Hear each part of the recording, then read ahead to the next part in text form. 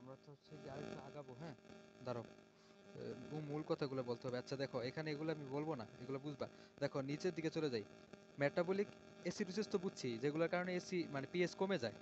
আর যে ড্রাগগুলোর কারণে পিএইচ বেড়ে যায় সেগুলো অ্যালকালোসিস, যেমন হচ্ছে ক্যালসিয়াম, তারপর হচ্ছে ক্যালসিয়াম কার্বনেট, ল্যাক্সেটিভ এগুলা। আচ্ছা অ্যানায়ন গ্যাপ দেখো, শুনতেছো? হুম, দেখো অ্যানায়ন গ্যাপটা কিভাবে, অ্যানায়ন গ্যাপ হচ্ছে যে আমাদের তো সোডিয়ামের যে পরিমাণ, এই সোডিয়ামের পরিমাণটা থেকে সোডিয়ামের কনসেন্ট্রেশন এটা থেকে মাইনাস করবো হচ্ছে অ্যানায়নগুলোর কনসেন্ট্রেশন। অ্যানায়নগুলো স্পেশালি হচ্ছে ক্লোরাইড আয়নটা আর হচ্ছে গিয়ে বাইকার্বনেট, ঠিক আছে? বাইকার্বনেট। ওই দুটা যোগ করা আছে দেখো, ক্লোরাইড প্লাস হচ্ছে বাইকার্বনেট। তাহলে যদি আমরা মাইনাস করি তাহলে নর্মালি পাবো হচ্ছে 8, যে 8, 8 থেকে 12। তো এই 8 থেকে 12কে আমরা বলবো হচ্ছে, এই রেঞ্জটাকে আমরা বলবো কি, যে অ্যানায়ন গ্যাপ। এখন দেখো, এই অ্যানায়ন গ্যাপ কোনো কারণে বাড়তে পারে। কি কারণে বাড়বে?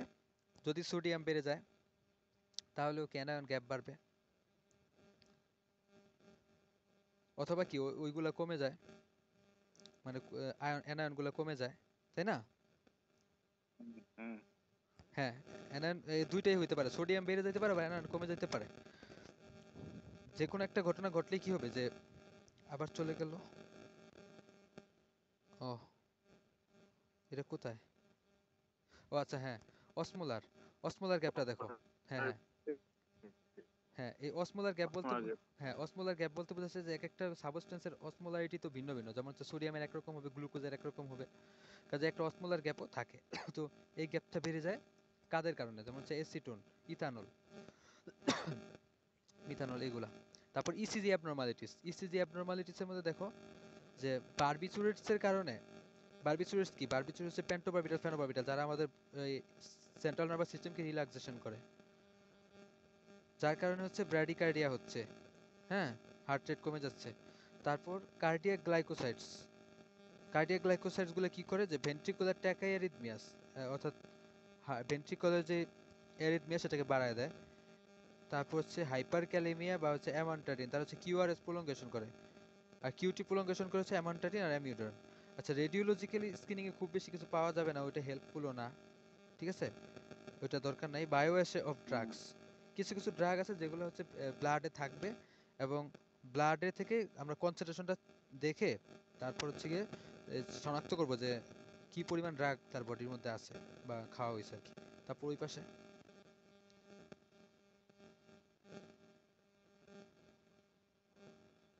আচ্ছা দেখো, টক্সিকোলজিক অ্যানালাইসিস হচ্ছে ওই যে আমরা কিছু কোয়ালিটি কোয়ালিটি কন্ট্রোলের কিছু যেই ইয়েগুলো ছিল, মেশিনারি, সেগুলো ইউজ করব, যেমন থিন লেয়ার ক্রোমাটোগ্রাফি অ্যাসিটামিনোফেনের ক্ষেত্রে, গ্যাস লিকুইড ক্রোমাটোগ্রাফি হচ্ছে বেনজোডাইজিপিন আর অ্যাম্ফেটামিনের ক্ষেত্রে, আর এইচপিএলসি হচ্ছে বেনজোডাইজিপিনের ক্ষেত্রে, আর ম্যাস স্পেকট্রোমেট্রি হচ্ছে অ্যান্টিকনভালসেন্টের ক্ষেত্রে। এবার দেখো, এবার আমরা ট্রিটমেন্টে চলে যাই, হ্যাঁ, ট্রিটমেন্ট বা ম্যানেজমেন্ট। সাতটা, হ্যাঁ, সাতটার মধ্যে প্রথমটা হচ্ছে, দেখো প্রথম হচ্ছে পেশেন্টকে কি করতে হবে, যে ইনিশিয়াল রিসাসিটেশন, মানে তার আর্টিফিশিয়াল শ্বাস প্রশ্বাসের ব্যবস্থা করা লাগবে, অ্যান্ড স্টেবিলাইজেশন, সে যেন স্টেবল থাকে। তারপর হচ্ছে removal of toxin from the body. তারপর টক্সিন বের করলাম, টক্সিন বের করার পর এবার হচ্ছে prevention of further poison absorption. আমরা এমন এমন ব্যবস্থা নিব যাতে করে সে ফার্দার পয়জনিং এটার অ্যাবজর্পশন না হয়। আর 4 নম্বর হচ্ছে এনহ্যান্সমেন্ট অফ পয়জন ইলিমিনেশন, বিভিন্ন সিস্টেমে আমরা কি পয়জনটা ইলিমিনেট করে দিব।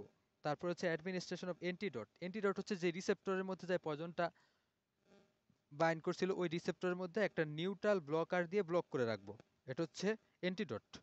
তারপর সাপোর্টিভ ট্রিটমেন্ট দিব। লাস্ট হচ্ছে রি এক্সপোজারকে প্রিভেন্ট করবো। তাহলে ফার্স্টে দেখো, 1 নম্বর আমরা রিসাসিটেশন করব। তো এই ক্ষেত্রে আইভি ফ্লুইড দেওয়া লাগবে। এখন আইভি ফ্লুইড দিয়ে কি করব, যে টক্সিক সাবস্টেন্সের কনসেন্ট্রেশনটাকে আমরা ডাইলুশন করে দেব। আচ্ছা, আইভি অ্যাক্সেস দিয়ে। তারপর হচ্ছে এন্ডোট্রাকিয়াল ইনটিউবেশন, হ্যাঁ, এখানে দেখো ট্রাকিয়ার মধ্যে আমরা টিউব দিব। কারণ কি, টু প্রিভেন্ট অ্যাসপিরেশন, অর্থাৎ দ্যাট মিন্স আমার যে শ্বাস, মানে শ্বাসনালী দিয়ে যেন কোনো কিছু না প্রবেশ করতে পারে, হ্যাঁ। আচ্ছা, তারপর হচ্ছে আনকনশাস পেশেন্টের ক্ষেত্রে এটা করতে হবে, আর রেসপিরেটরি ডিপ্রেশন যাদের আছে তাদের ক্ষেত্রে করতে হবে। কনভালশনের ক্ষেত্রে কি, এন্টি কনভালশন দিতে হবে। তারপর হচ্ছে removal of toxin from the body, সেই ক্ষেত্রে কি দেখো, কপিয়াস ফ্লাশিং উইথ ওয়াটার, তার মানে প্রচুর পরিমাণে পানি দিয়ে আমরা ফ্লাশিং করব। তারপর হচ্ছে ইনহেলেশন আর এক্সপোজার, হ্যাঁ, যেমন ফ্রেশ এয়ার আর অক্সিজেন। আচ্ছা, তারপর হচ্ছে দেখো প্রিভেনশন অফ ফার্দার অ্যাবজর্পশন, যেমন জিআই ডিকন্টামিনেশন। এই ডিকন্টামিনেশন কিভাবে করতে পারি? যেমন অ্যাক্টিভ চারকোল তাকে অ্যাডমিনিস্ট্রেশন করাতে পারি। তারপর হচ্ছে ন্যাসোগ্যাস্ট্রিক টিউব দিয়ে কি বডির ভিতর থেকে সবকিছু বের করে নিয়ে আসতে পারি, স্টোমাক থেকে। আচ্ছা, তারপর